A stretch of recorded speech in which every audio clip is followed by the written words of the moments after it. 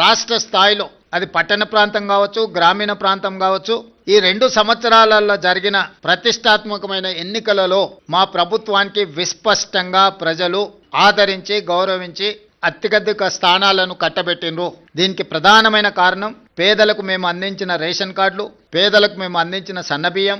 రైతులకు మేము మాఫీ చేసిన రుణమాఫీ, రైతు భరోసా, బోనస్ 500, పండించిన వరి ధాన్యాన్ని మొత్తాన్ని కొనడం, ప్రతి పేదవాడికి 200 యూనిట్ల ఉచిత కరెంట్, మహిళలకు ఆర్టీసీలో ఉచిత బస్సు ప్రయాణం, 500 రూపాయలకే సిలిండర్ ఇవ్వడం, 27,000 కోట్ల రూపాయలు మహిళలకు 0 వడ్డీతో రుణాలు ఏర్పాటు చేయడం, ప్రతి విషయంలో 4.5 లక్షల ఇందిరమ్మ ఇండ్లు పేదల ఆత్మగౌరవం కోసం వాళ్ళకి ఇండ్ల కేటాయించడం. ఇదే కాకుండా దీర్ఘకాలికంగా ఒక సంక్షోభాన్ని సృష్టించిన మాదిగ